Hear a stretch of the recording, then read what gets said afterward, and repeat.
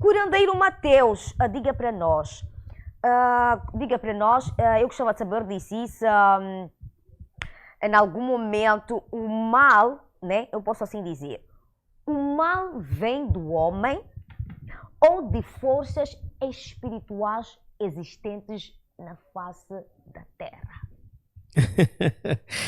Porque Muito nós forte. temos em conta que quando olhamos para o primeiro de Moisés, estou aqui a falar de Gênesis, nós encontramos que Deus, para além de ser bondoso, visto que por esta razão que ele era chamado de vários nomes e a cada determinada situação ele tinha uma forma de operar diferente. E algumas pessoas, entre aspas, consideravam Deus um Deus mau. E eu gostava de ouvir de si, se é Deus ou se é o homem através de forças espirituais. Muito bem. Bem, eu vou responder já. Só quero aclarar uma Tenha pequena coisinha com vontade. o meu caro colega Sérgio aqui. Quando eu falava dos 80 livros que existiam naquela altura, nós sabemos que temos 5 Bíblias diferentes aqui, a circular a nível do globo, simplesmente se assume, são considerados legítimos, né? Agora, existiam 80 livros que narravam a história de Jesus Cristo e seus discípulos, dos quais foram pegos 76 livros desses e foram considerados apócrifos. Então ficaram 4 considerados como os livros legítimos, nesse caso, canônimos, porque pudessem serem considerados úteis para o servimento daquilo que é a narração da vida de Jesus Cristo aqui durante a sua passagem pela Terra. Exato. Eu referia-me a esses nessa questão. No entanto, ainda falando nessa tese, foi-se apanhar que, por exemplo, quando se fala da história, por exemplo, da Maria Madalena, aquela história surge no século V, 400 anos após a morte de Jesus Cristo. Que, no entanto, há quem acredite que aquela história é uma versão, assim também como há quem diz que é uma história que foi montada porque nas outras versões antigas bíblicas, antes do século V, nunca se havia apanhado esses livros que falavam da história de Maria Madalena. Tudo isso são suposições, são posicionamentos do homem, não são de Deus. Ou estou errado, ilustre. Isso, eu creio muito que essas análises são posicionamentos do homem e não de Deus. Então está a dizer que a história da Maria Madalena não constitui a verdade. Não estou a dizer que não constitua. É um conto, é uma fábula que foi colocada no livro sagrado. Estou a contar aquilo que são os estudos que falam sobre a historiologia da Bíblia. No entanto, que ainda em 2016, houve um grupo de acadêmicos que criaram o que chamou-se de uma Bíblia padrão em inglês, não é? A palavra incontestável de Deus, onde começavam a botar uma inquietação sobre o porquê, porque existem certos livros no Deuteronômio, não é? Que punham a mulher num estado de inferioridade perante esses manuscritos bíblicos.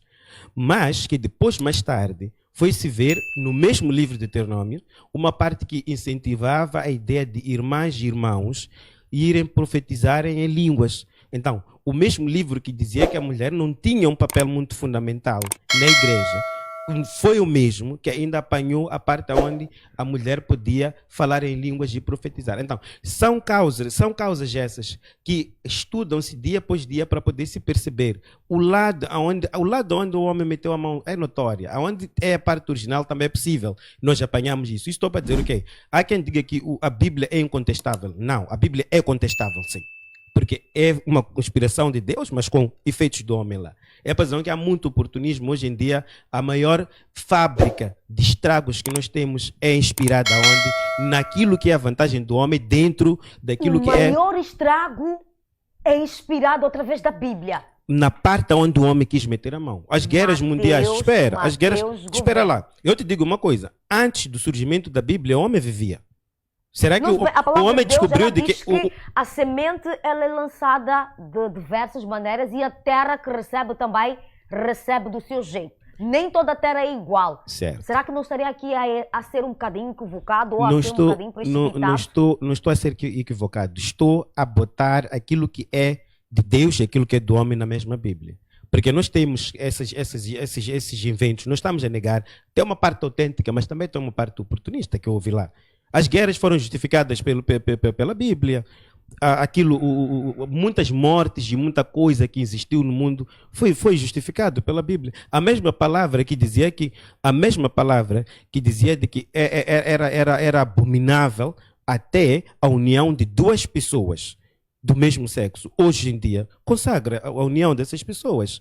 A mesma palavra que inferiorizou a mulher como se não fosse criação de Deus, mas é a mesma palavra que ainda deu espaço da mulher poder ir profetizar em línguas e estando ao lado desse homem. Então, nós estamos a termos uma ideia de uma divindade um pouco distorcida daquilo que é a verdadeira divindade de Deus. E começamos a ter aquela ideia de nós chamarmos Deus de omnipotente de uma certa forma, mas também ao mesmo tempo acharmos que ele conhece muitos erros daquilo que ele criou, o que não pode ser verdade. Na omnipotência de Deus, ele criou bem aquilo que ele sabia, mas nós como homens temos o espaço de dividirmos o trigo do joio, como se diz na palavra, e ainda termos como dizer, o homem perece por falta de conhecimento, escrita do homem, e depois ainda somos feitos a acreditar a ideia de que... Está a fazer uma provocação aqui aos homens de Deus, Mateus. Não estou a fazer provocação, só estou a me expressar.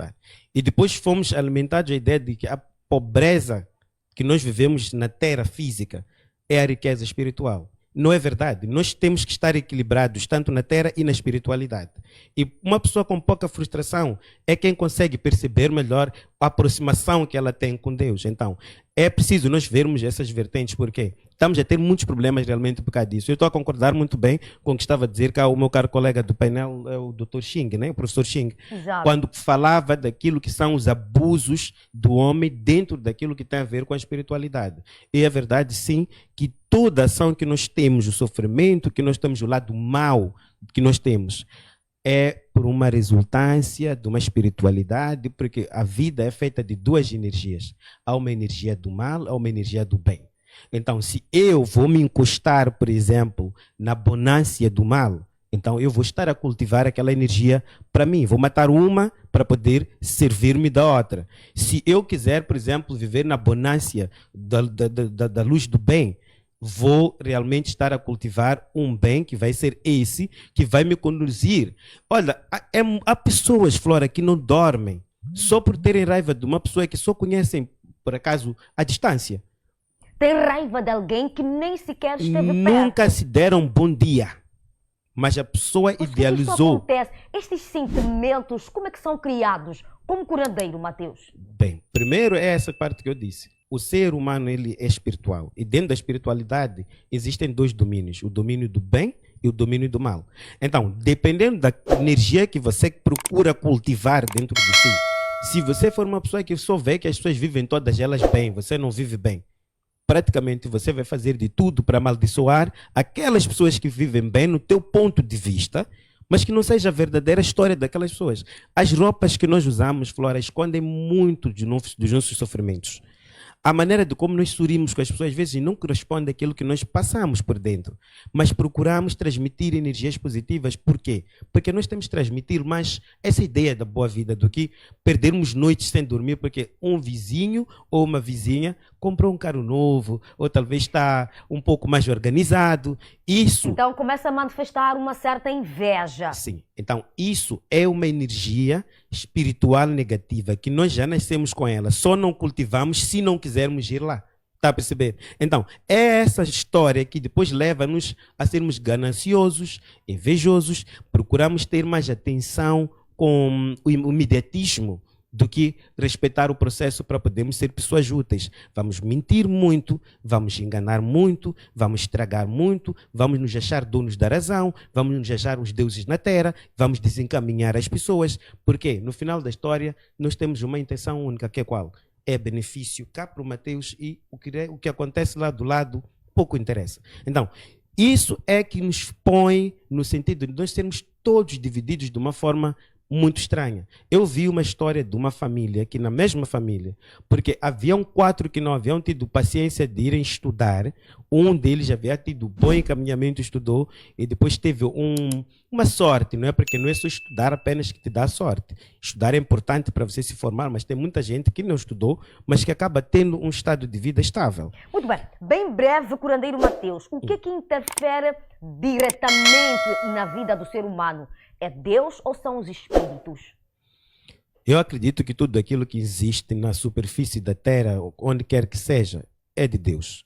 Então, tudo aquilo que nós passamos é um plano, é uma ideia divina de nós sermos o que somos. Exato. Agora, o que acontece é que nós procuramos explicações para isso. Em algum momento podemos ter explicações claras, em algum momento vamos ter simplesmente suposições. Mas eu não acredito que nesta terra não haja nada, quer dizer, que haja alguma coisa que não tenha sido criada por Deus, porque aí teríamos que ter uma ideia de termos como olhar para Deus numa outra vertente que não seja esta. Mas porque o homem foi dado o livre-arbítrio na terra, ele tem um impacto muito grande de poder cometer atrocidades e depois explicar em nome de Deus. Porque Deus tem o seu papel, mas o homem, sendo ser espiritual aqui na terra, tem um papel muito fundamental na terra que Deus lhe deu para ele poder Exato. viver nela.